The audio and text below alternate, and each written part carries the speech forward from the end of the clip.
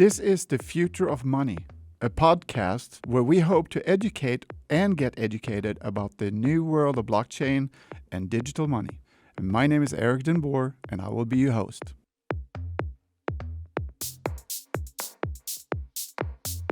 Hi, and welcome again to Blockchain, The Future of Money. Today, we are going to be talking a little bit about NFTs.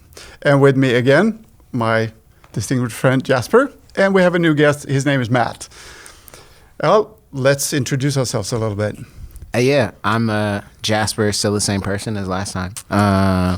And I'm always happy to be here, happy to talk about all of this stuff. Learning new stuff, right? Learning new stuff. So, Matt? My name is Matt Gray. I am one of 3 co-founders of a mobile app called Focher. It's the fastest, easiest way to create an NFT straight from your smartphone. You just moved in here, right? Just recently, yeah. I lived a bit in Arkansas up until 2020, moved to Arizona just to be a bit closer to family and work. Met my 2 co-founders while living in Arkansas initially. They worked together at JB Hunt. And were you living in Northwest Arkansas at that time? Or Okay, nice. I was, yeah. Me and my friend Patrick, who's now doing all the front end work for the app. Okay.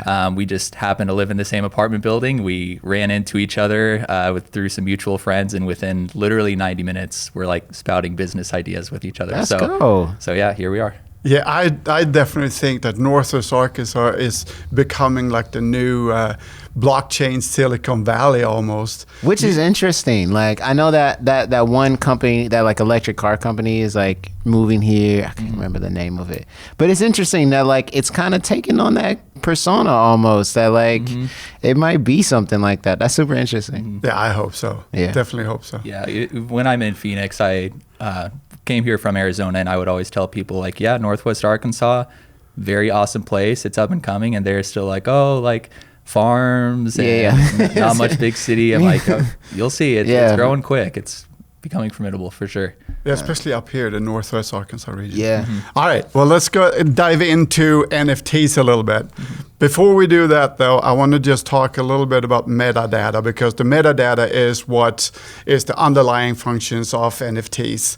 And when you talk about metadata, you have, well, there are different parts of metadata. One of them is descriptive data, metadata, structural metadata, administrative data, reference metadata, statistical metadata, and legal metadata. So, Matt, how would we explain those different layers? Description metadata, for instance, what would that be? I don't know if I can go into each one in depth, but any piece of digital content would have a different type of metadata just depending on what's needed. NFTs in particular are typically things called ERC 721 tokens, and that's just a name that's saying like, here's the standard metadata that is in that. For an NFT, it would be like title, description, and media link. It would be a link to something called IPFS, and then who owns it, so owner. And so when you're buying an NFT, what you're really buying is that block of information. And then when you buy it, you're paying for that owner to be transferred from their name to yours. Yeah, so it's not just the image itself, but it's all the where it's housed, kind of descriptive information, and just everything about it digitally. I actually watched a really good, it was like a short 3-minute YouTube video on the description, and the way they did it was like a painting. The description data was more like who, what, where, and when. So it was basically the artist, so where he was born, what kind of painting is this, an oil on canvas, for instance, what era was it from, and it gave just a little bit of that kind of information. And then when it came to the structural data, it was like more how the object was categorized. Is it a Picasso kind of style, or is it, is it oil on canvas, or is it acrylic or whatever? And then, of course, you got into the next session there, which was administrative data, and that was more of the history of it, where it came from, who made it, when was it made, who actually owned it. It could be different owners. Let's say it was a painting from 1800. So it went from the painter itself maybe to a family member, and from the family member it went to someone they sold it to, and eventually down to the museum. And that is all this, descriptive data that's about this particular painting. And if you look at those different stages, the descriptive, structural, and administrative data, that is stuff that you will do in an NFT, if I understand that right. So you take those different things and you structure it in there, and then you take that data and you start minting it, and then eventually it will come on the blockchain, right? Am I correct? Yeah. Okay. Yeah. Well, you have to tell me if I'm wrong, because if I'm wrong, then that's correct. Yeah. That set of information is what's actually housed on the blockchain. So the image itself, the JPEG file, is not stored on Ethereum or Polygon or wherever your NFT is from. It's just those strings of characters.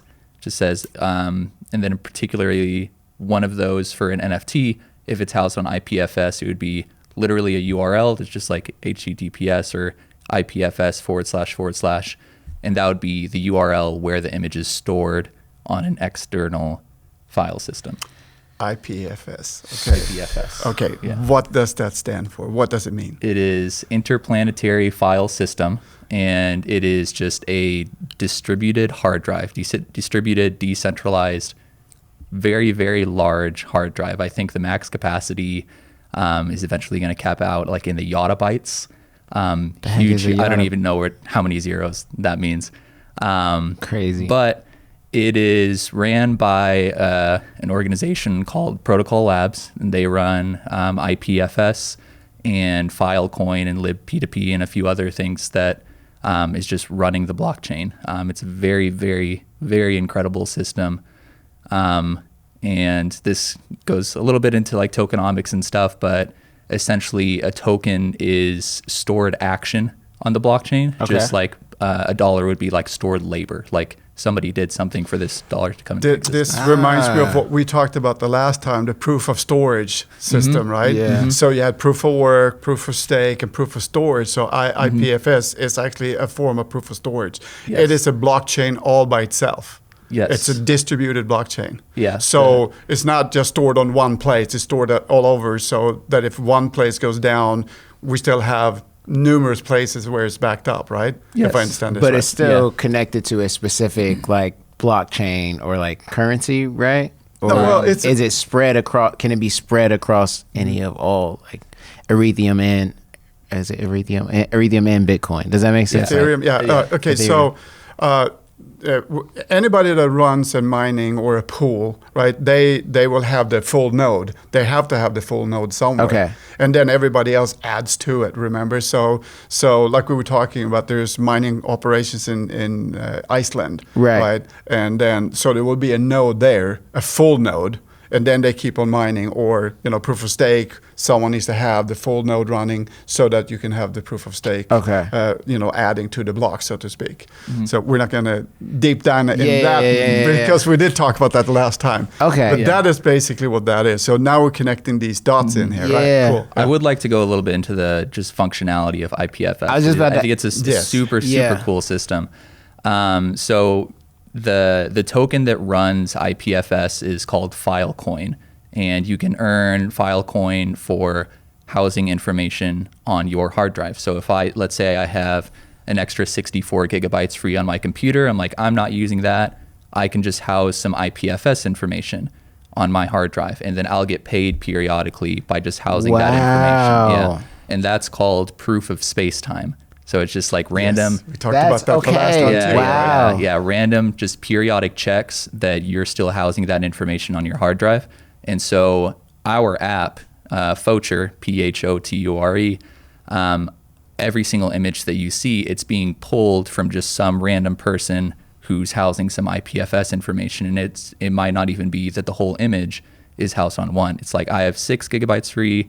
So and this image is 10 gigabytes. So I'll hold 6, this person holds 4, and then they'll just kind of pull in the information from wherever it's housed. Whenever you so you click the link, right? And then that pulls the information in then it's from... retrieved, yeah.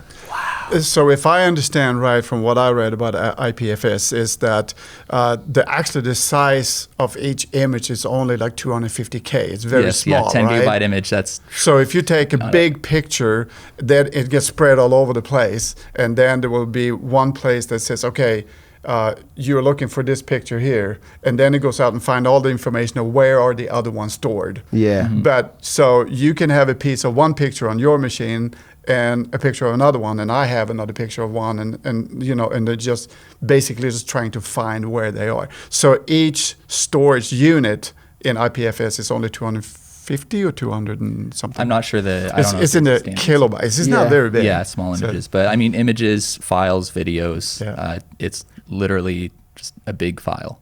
And if I understand that right too, because I've started noticing that you will have, blockchain-based YouTubes, for instance, like Odyssey. They are actually storing a lot of their images and stuff like that on file storage places like IPFS. So, wow. So this other is people are being- using this storage thing besides just like minting like NFTs. And the nice thing about this, if I understand this right, is that if you actually put your NFT, let's say you buy a Bored Ape or something like that, right? Yeah. Then that file will be stored, and if it's actually stored on IPFS, and then you can connect your wallet directly to it, then you get away from the fact that it's stored on OpenSea or something where they are in control of it, and now you are in control of your own pictures and stuff. So we were talking about that earlier, right? Yeah, but you're saying you have more control by using this system. I was gonna say, really, it seems like the opposite. Like if they're in control, like what happens if like, that is the thing. Like putting that puzzle piece into place is really what like hooked me into Web3 and the blockchain. So decentralized storage, let's say Instagram runs off of Web3, Instagram, whatever. Yeah. And Twitter runs off Web3. It's Web3 Twitter or whatever other image file place. So the database that they're running off of is not Facebook servers. It's not Twitter servers. It's Ethereum. Ethereum is a hard drive. And so that's where they're pulling the information from.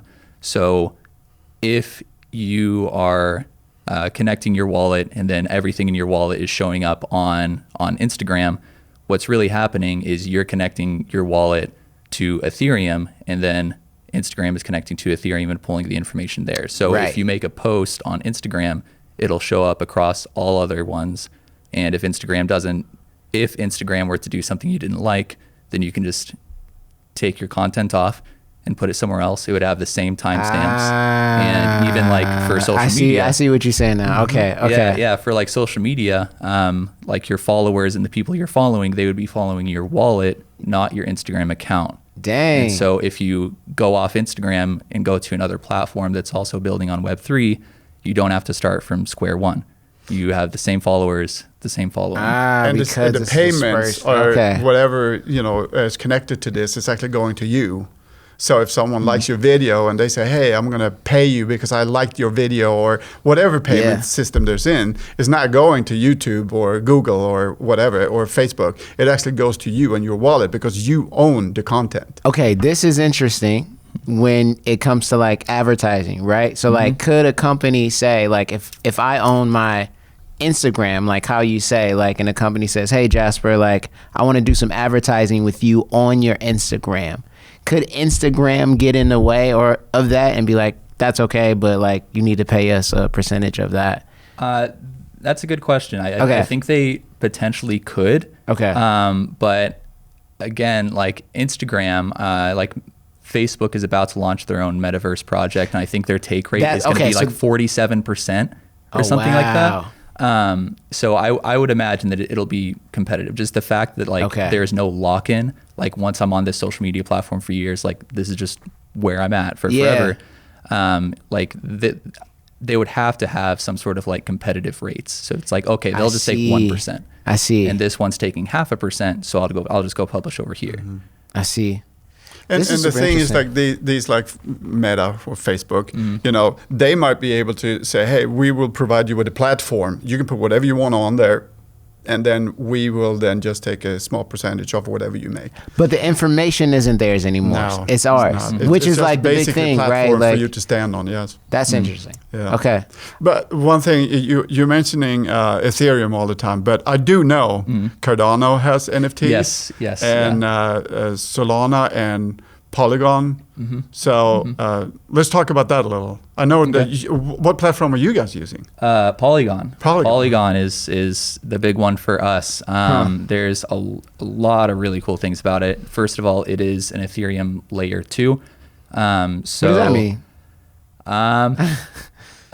So transactions happen on Polygon, and then settlement happens on Ethereum. So the relationship between those two would be like Ethereum is the cash drawer, and then Polygon is the waitress that's running around gathering all the coins, doing all the transactions, and settling it back in. I don't want to get like all the way into the tech, but it's something called zero knowledge rollups. Okay. Where they would bundle a bunch of transactions into one transaction and then put it back on Ethereum. So it's a scaling solution, because I think the original throughput for Ethereum was like 30 transactions per second or something really, really low like that. And so that's why minting and all that would cost so much, is because like you're competing to get this piece of information through onto Ethereum, and you would like pay higher gas fees for it to happen faster. Yeah, but that makes sense. Polygon, I believe it's 65,000 transactions per second.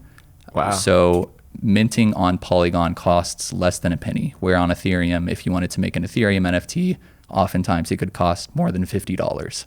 And so if you want to do this in a very simple way, it would be like if I mint something on Ethereum blockchain here and I want to mint it directly, it's going to cost a lot because of the gas money and everything here. So what I do instead is I go to Polygon, and then we do everything here, and then once in so often Polygon will take all of these things that will be done here and send it over here and split the cost on everybody in here. That would be the easy way to explain it. Obviously, there's a lot of tech going on in between there, but just to understand the whole function, there's that we take everything and put it in Polygon, and then once we have a whole block of things and we divide up the cost here, then we send it over to the Ethereum, and then we do it over there. So it's a cost.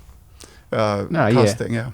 Okay, I want to talk a little bit about the idea of minting, because your tagline in your photo and your app is that you're the fastest way to mint an NFT. Yes. And so, like, explain to us what that means and how are you guys the fastest? Minting is quite literally just publishing, publishing to the blockchain. Okay. Yeah, and we are the fastest.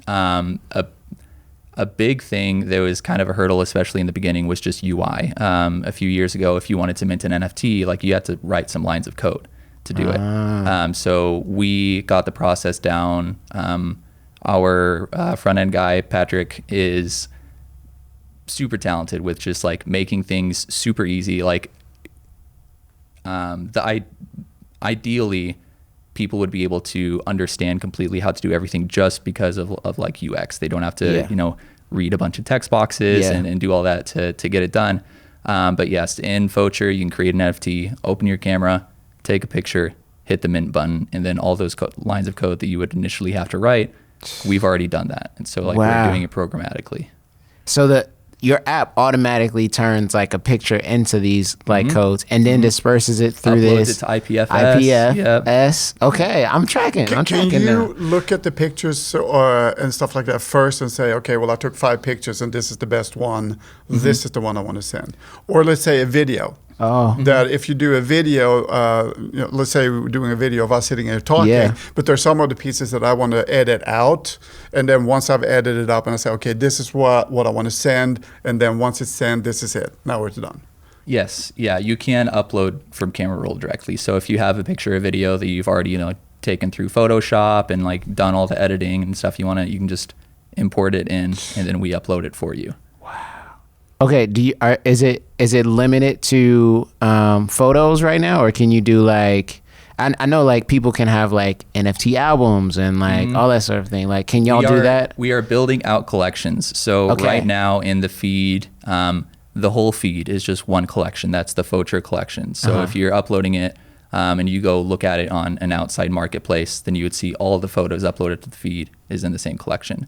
But a big thing that we've working on, like shout out to these guys, I have no idea how they do it, but they're doing it, where you can go in and push a button and all that code to write your own collection and upload that is being taken care of. So yeah, it's coming shortly, within the next couple weeks. Just look for the update button. Let's go. And you'll be able to start publishing. That's exciting. Your own collections. Yep. Okay, so you said like there's a feed. So on the app, is there a feed of all of the picture, like people that are using the app of like NFTs that they've published? Okay, that's cool. Yeah. How many users do you guys have right now so far? Total downloads, I think we're approaching 20,000 downloads. Let's go. I just downloaded it. Yeah. Average daily users is somewhere between 300 and 400 daily users. Yesterday we had close to 700. So something's moving quick for sure. That's awesome. Yeah. I know the time is flying. I do want to bring up one thing because we're talking about NFTs, is that the dark side of NFTs. And I've been looking into, because everybody talks about how NFT is super cool and all that kind of stuff, but there's also a little bit of a dark side in it, because they're using NFTs in gaming industry. A very good example of this is Axie Infinity, and the way they've done it is that people in the United States and stuff like that, we will have the money to buy the NFTs. The Axie Infinity basically is like little creatures that you buy this little creature, and then you can go and fight with them, or you can breed them and all that kind of stuff. And you have to start by buying one of these features or creatures, and then they fight with each other, and you start making money and stuff like that. And since this is a blockchain based, and you can play 24/7. But what have happened here is that people in our society have the money to buy all of these, but they don't have the time to play all the time. So what happens is that they will go to other countries, often is India or I can't remember if it was Thailand or some of these countries, where they're starting to have people there playing for them. So I will buy the NFT creature, and then this person will come in and play for me, and they have to make or invest a little bit of money in this and all that kind of stuff. And the thing is that what happened, obviously in the beginning this was really good, because if I owned NFT and I keep playing and my stable of little animals starts growing, I would make the money, but these that are players are getting paid too. And some of these players that were playing all the time, they were making more money than would make in a month, right? Oh wow. And so from what I understand, what happened was that there was a huge hack recently with $600 million or something that was lost. Oh dang. And unfortunately, the people that got hurt by it wasn't the guy that actually owned them. It's actually the people that are playing it. And so it's going to hurt the always hurting the poorest, and that is so that if I understand this right, they're trying to change things like that. But we were talking about the cost of NFTs, and I'm going to move away from the gaming situation. But the cost of NFTs, for instance, was I like the fact that Polygon and actually Cardano is doing the same, that the cost of it is getting less and less and less. Because it was really expensive for someone in Nigeria or someone to do something on the Ethereum blockchain, because it could cost you a couple of $100 to just put something on the blockchain, right? So I actually have a good friend of mine in Nigeria, and I taught him how to start minting on Cardano and all that kind of stuff. And he was driving Ubers and trying to get by. And now he's starting to do it on Cardano because it's so much cheaper and stuff. That's what I want to talk about. Like, how do you? And it seems like the whole purpose of the app is to like make things more simpler. And I feel like a lot of people, what people really want with like the NFT and the cryptocurrency thing is like, how can we make money, right? So I'm curious, like, how does someone actually go about like making money when it comes to like doing the NFT thing through you guys? Eventually, we are going to build out a marketplace that's on the roadmap. But for right now, we are Web3, and as we were talking about earlier, if you come into our app and create a collection, it's available on any marketplace that's running on Polygon. So you Okay, can go okay. to OpenSea, it's just automatically published. Okay. Yeah. Does Polygon have are there a lot of open marketplaces for Polygon right now? Increasingly. Okay. More and more Polygon. I have a strong belief that, I think any large marketplace, they're eventually going to start adopting, Cardano, Polygon, and all the side chains.